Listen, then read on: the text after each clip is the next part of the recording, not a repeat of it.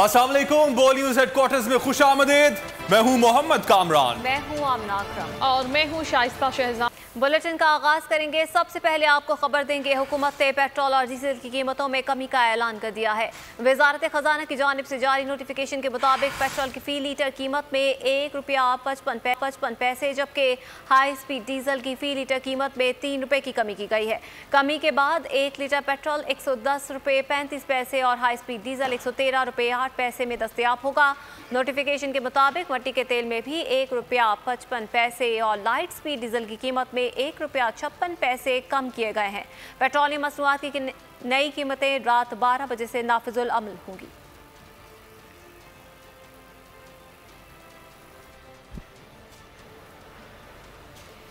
और हुकूमत ने पेट्रोलियम मसनूआत की कीमतों में कमी कर दी है। वजीर खजाना हम्माद अजहर कहते हैं ECC ने 30 जून तक भारत से चीनी, काटन और धागा दरामद करने की मंजूरी दी है। 5 लाख टन चीनी दरामद करेंगे। फैसला चीनी की कीमत पाकिस्तान से कम होने पर किया गया है। निजी शोबा चीनी दरामद करेगा। भारत से कॉटन की दरामद जून के आखिर तक के लिए खोलेंगे। गंदम की इमदादी कीमत 1800 रुपये रखने का फैसला किया। स्टेट बैंक खुद मुख्तारी बिल पार्लियामेंट में लेकर जाएंगे। असद उमर और हफीज शेख ने मईशत की बेहतरी में अपना अपना किरदार अदा किया है।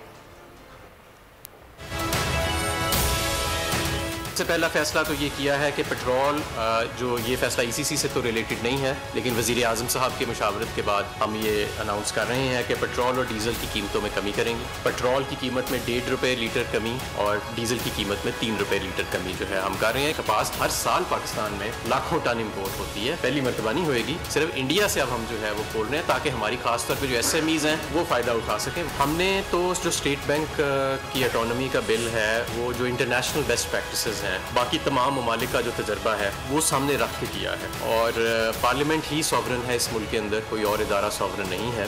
हम हफीज़ शेख साहब की बहुत कदर करते हैं और उनके दौर में मईशत को बहुत इस्तेहकाम मिला। हमारा करंट अकाउंट सरप्लस में आया, प्राइमरी डेफिसिट हमारा सरप्लस में आया, हमारे फॉरेन एक्सचेंज रिजर्व में खातर का इजाफा हुआ। ये सारी चीज़ें अपनी जगह मौजूद हैं और मैं समझता हूँ कि उनकी काबिलियत और उनकी दयानतदारी से कोई इनकारी नहीं है। लेकिन ये वज़ीर आज़म का प्रोगेटिव होता है कि वो अपनी टीम को सिलेक्ट भी करते हैं और अपनी टीम को चेंज भी करते हैं। और LPG की कीमत में ₹14 फी किलो कमी कर दी गई है। इस हवाले से नोटिफिकेशन भी जारी कर दिया गया है। LPG ₹14 फी किलो, घरेलू सिलेंडर ₹166 और कमर्शियल सिलेंडर की कीमत ₹660 कमी के बाद अप्रैल के लिए नई कीमतें जारी कर दी गई हैं। LPG ₹160 फी किलो की जगह ₹146 फी किलो, घरेलू सिलेंडर ₹1885 की बजाय ₹1719 का हो गया है। LPG का कमर्शियल सिलेंडर ₹7252 के बजाय ₹6612 में दस्तयाब होगा। और डॉलर में कमी से सोना ₹2800 सस्ता हो गया। फी तोला सोना ₹1,02,900 का हो गया। 10 ग्राम सोना ₹2401 कमी के बाद $88,020 हो गया। आलमी सराफा बाजार में फी ऑन सोना $42 की नुमाया कमी से ₹1,685 का हो गया। फी तोला चांदी की कीमत ₹40 कमी से ₹1,320 हो गई। मोहलिक वबा से मुल्क की बिगड़ती सूरत हाल। वज़ीर आज़म इमरान खान की ज़ेर सदारत कौमी राब्ता कमेटी बराए कोविड-19 का इजलास हुआ। वज़ीर आज़म ने सिंध हुकूमत की लॉकडाउन से मुतालिक तजवीज़ मुस्तरद कर दी। कहा, हम मुकम्मल लॉकडाउन के मुतहम्मिल नहीं हो सकते। स्मार्ट लॉकडाउन की पॉलिसी बरकरार रहेगी। जबकि मुल्क में कोरोना और सियासी सूरत हाल का भी जायजा लिया गया। कोरोना की तीसरी लहर से मुल्क की बिगड़ती सूरत हाल। वजीर आज़म की ज़ेर सदारत वीडियो लिंक के जरिए हुआ अहम इजलास। वजीर आज़म ने सिंध की तजवीज़ मुस्तरद कर दी। कहा, हम मुकम्मल लॉकडाउन के मुतहम्मिल नहीं हो सकते। SOPs में गफलत ना बरती जाए। वजीर आज़म का कहना था कि सिंध हुकूमत ने 2 हफ्तों के लॉकडाउन की तजवीज़ दी, लेकिन हम मुकम्मल लॉकडाउन नहीं कर सकते। मुकम्मल लॉकडाउन से दिहाड़ीदार तबका मुतासिर होगा। स्मार्ट लॉकडाउन की पॉलिसी बरकरार रहेगी। इजलास को मुल्क भर में जारी वैक्सीनेशन के अमल और खरीदारी पर भी ब्रीफिंग दी गई। वजीर आज़म ने हिदायत की कि वैक्सीनेशन के अमल में मेरिट और शफाफियत यकीनी बनाया जाए। मुल्क भर में तमाम इंडोर आउटडोर सरगर्मियों पर फौरी तौर पर पाबंदी के फैसले की तौसीक की गई। पाबंदियों का इतलाक 8% से ज़ायद मुस्बत केसेस के इजला और शहरों में होगा। मुल्क में तमाम मसाजिद कोरोना SOPs के साथ खुली रहेंगी। वजीर आज़म के नुमाइंदे खुसूसी ताहिर अशरफी ने मसाजिद बंद करवाने की खबरों की प्रोपेगेंडा करार दे दिया। कहा रमजानुल मुबारक में तरावी का एहतमाम भी किया जाएगा। उनका मजीद कहना था कि उलमा मशाइख ने कोरोना वैक्सीन लगवाने का मशवरा दिया है। मौलाना ताहिर अशरफी ने कहा कि पाकिस्तान के माजी की निस्बत आलम इस्लाम के साथ बेहतर ताल्लुकात हैं। प्रोपेगेंडा किया जा रहा है, मसाजिद हुकूमत बंद करने जा रही है। हुकूमत मसाजिद बंद करने नहीं जा रही। वजीर आजम पाकिस्तान ने उस वक्त भी ये कहा कि हम किस तरह मस्जिदों को बंद कर दे, अल्लाह अकबर की सदा बुलंद होती है। हुकूमत बंद करने नहीं जा रही मसाजिद को। इंशाअल्लाह SOPs पे चलते हुए मसाजिद खुली रहेंगी। और मैं ये आपसे अर्ज करना चाहता हूँ, तरावी भी होंगी, नमाज भी होगी, लेकिन एहतियाती तदाबीर के साथ होगी। कोरोना वैक्सीन जो है वो तो जरूरत है और शरीयत हुक्म देती है कि खुद भी बचो और दूसरों को भी बचाओ। जो लोग इस तरह की बातें कर रहे हैं, ऐसे लोगों के खिलाफ तो कानून भी इंशाअल्लाह हरकत में आएगा, लेकिन ये जहालत पर मबनी है कि आप कोरोना वैक्सीन ना लगवाएं। जहांगीर तरीन के गिर्द घेरा मजीद तंग हो गया। FIA ने PTI के रहनुमा और उनके बेटे और दामाद के खिलाफ 3.25 अरब के फ्रॉड का मुकदमा दर्ज कर दिया। बंद फैक्ट्री में इन्वेस्टमेंट के नाम पर ओपन मार्केट से डॉलर खरीद कर बैरून मुल्क मुंतकिल करने का इल्जाम है।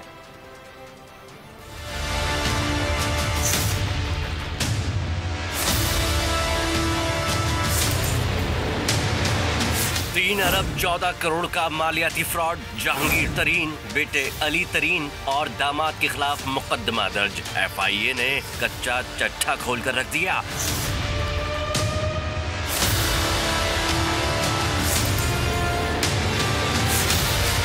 FIA जराये के मुताबिक जहांगीर तरीन ने अपने दामाद की कागज बनाने वाली बंद फैक्ट्री के अकाउंट में GDW कंपनी से 3.25 अरब मुंतकिल किए। मुंतकिल रकम बाद-ए-आज़ा फैमिली मेंबरान के अकाउंट्स में मुंतकिल कर दी गई। इस तरह बंद फैक्ट्री में पैसे लगाकर 3 अरब से ज्यादा की मनी लॉन्ड्रिंग की गई। जहांगीर तरीन और अहले खाना ने ओपन मार्केट से डॉलर खरीदे और रकम बैरून मुल्क मुंतकिल की।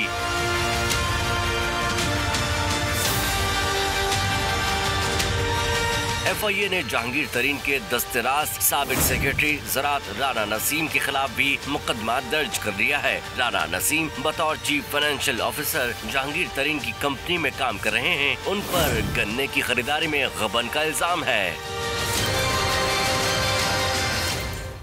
लेकिन दूसरी जानिब जहांगीर तरीन ने FIA के जानिब से मुकदमे को रद्द कर दिया है। कहा इल्जाम भोंडा और खुद साख्ता है, हकाइक को नजरअंदाज किया गया है। तमाम शेयर्स कानून के मुताबिक मुंतकिल किए, कानून का एहतराम करते हैं। तहकीकात के दौरान ताउन किया। मुहिम दानिस्ता तौर पर साख खराब करने की कोशिश है जिसका हकीकत से कोई ताल्लुक नहीं। ये सरासर ज्यादती है, अल्लाह सुरखरू करेगा।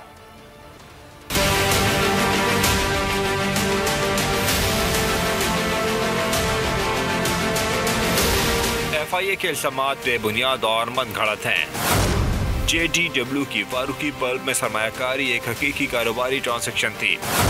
बैरून मुल्क मुंतकिल की गई रकम पर टैक्स अदा किया। तमाम रकम बैंकों के जरिए मुंतकिल की गई। JDW के मुकम्मल ऑडिट शुदा अकाउंट्स इसका सबूत हैं। गलत FIR दर्ज की गई। जहांगीर तरीन का रद्द अमल सामने आ गया।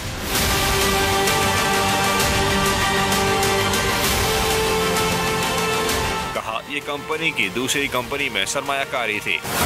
इस सरमायाकारी के लिए डॉलर खरीदने का सवाल ही पैदा नहीं होता। अली तरीन के पास असासों की मुकम्मल मनी ट्रेल मौजूद है।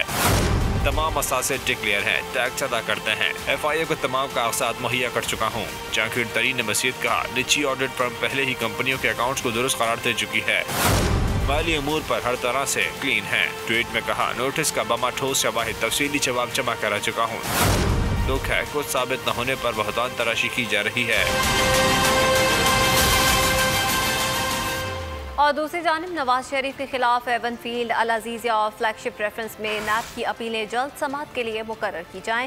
नैब ने इस्लामाबाद हाई कोर्ट में दरख्वास्त दायर कर दी। मरियम नवाज और कैप्टन रिटायर्ड सफ्तर के खिलाफ अपीलें भी जल्द मुकर्रर करने की इस्तदा की गई।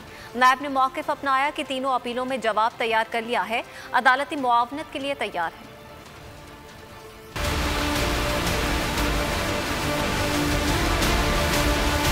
शरीफ खानदान की मुश्किलात में इजाफा, नैब अपीलें लेकर इस्लामाबाद हाई कोर्ट पहुँच गया। कौमी एहतसाब ब्यूरो ने नवाज शरीफ के खिलाफ एवनफील्ड, फ्लैगशिप और अल अजीजिया रेफरेंस की अपीलें जल्द समाअत के लिए मुकर्रर करने की दरख्वास्त दायर कर दी। मरियम नवाज और कैप्टन सफदर की अपीलें भी मुकर्रर करने की इस्तदा। नैब ने मौक़िफ़ अपनाया कि नवाज शरीफ को हाई कोर्ट अदम पेशी पर इश्तिहारी करार दे चुकी है। हाई कोर्ट ने कुछ कानूनी नौयत के सवालात उठाए थे। तीनों अपीलों में जवाब तैयार कर लिया। अदालती मुआविनत के लिए तैयार हैं। नैब ने दरख्वास्त में कहा कि सुप्रीम कोर्ट हिदायत जारी कर चुकी है कि करप्शन केसेस पर रोज समाअत की जाए। इंसाफ के तकाजों को पूरा करने के लिए अपीलें जल्द सुनी जाएं। हाई कोर्ट ने सवाल उठाया था, नवाज शरीफ के इश्तिहारी होने पर अपीलों का मुस्तकबिल क्या होगा। शरीफ खानदान के ज़ाती चीफ मौलिज डॉक्टर अदनान खान लंदन से लाहौर पहुंच गए। डॉक्टर अदनान खान मरियम नवाज के इलाज और देखभाल के लिए लाहौर पहुंचे हैं। नवाज शरीफ की खुसूसी हिदायत पर डॉक्टर अदनान मरियम नवाज का चेकअप करेंगे। डॉक्टर अदनान खान नवाज शरीफ के ज़ाती मौलिज भी हैं। मरियम नवाज के टेस्टों की रिपोर्ट्स के बाद आइंदा के इलाज का तरीक़ाकार वज़ा किया जाएगा। मरियम नवाज 3 रोज़ से तमाम सियासी और ख़ानदानी सरगर्मियाँ ख़त्म करके रायविंड में आराम कर रही हैं। नेकनियती से ऑपोजिशन से राब्ते कर रहे हैं। ऑपोजिशन रहनुमाओं से बैकडोर राब्ते भी जारी हैं। आईन इस्लाहात की सियासत करें, फवाद चौधरी ने फिर पेशकश कर दी। मीडिया गुफ्तगू में वफाकी वजीर ने कहा कि पीडीएम का इत्तेहाद बिखर चुका है। मुल्क की सियासी तारीख में इतनी कम मुद्दत का सियासी इत्तेहाद नहीं देखा। पीडीएम को चाहिए ब्रैकेट में लिखे खुदा मगफिरत करे। ऐसा इत्तेहाद कैसे चल सकता है जिसका ड्राइवर कोई और, कंट्रोल करने वाला कोई और हो। नून लीग को अपने इक़दामात पर कौम से माफ़ी मांगनी चाहिए। भारत से जो भी पैगाम आए कश्मीर के बगैर बात नहीं करनी चाहिए। चाहिए आप ब्रैकेट पे आके लिखा करें खुदा मगफिरत करे। तो एक बेचारी, मेरा ख्याल है पाकिस्तान की जो सियासी तारीख है उसमें कभी जो है वो इतनी छोटा, इतनी कम मुद्दत का सियासी इत्तेहाद नहीं रहा जो पीडीएम का। हमेशा सियासी इत्तेहाद जो रहे हैं बड़ी लॉन्ग टर्म में रहे। ये मैं पहले दिन से ही बात कर रहा था कि ये कैसे चलेगा इत्तेहाद जिसका ड्राइवर कोई और है, ब्रेक के ऊपर किसी का पाँव है, कंट्रोल कोई और करना चाह रहा है। तो ये इत्तेहाद ने ज़ाहिर है कि बिखरना था और वो बिखर गया है। अब मैंने पहले भी अर्ज़ किया है, हम इस बहस में नहीं पढ़ना चाहते नून लीग अच्छी है बुरी है, पीपल्स पार्टी। मैं समझता हूँ पीपल्स पार्टी की अपनी अहमियत है, नून लीग की अपनी अहमियत है। इस्तीफ़ों की सियासत को ख़त्म करें, आइए इस्लाहात की सियासत करते हैं। हमने नून लीग से और पीपल्स पार्टी दोनों से स्पीकर ऑफिस ने जो है वो रब्ते किए हैं। बैकडोर के ऊपर मंडे से रब्ते उनसे हो रहे हैं। हम चाहते हैं कि वो आएँ और इलेक्टोरल रिफॉर्म्स में और जुडिशल रिफॉर्म्स में अपना हिस्सा डालें। भारत से जो भी पैगाम आ जाए कश्मीर के बगैर हमें आगे नहीं बढ़ना। सब्सक्राइब करें और बेल दबाएं ताकि कोई खबर रह न जाए।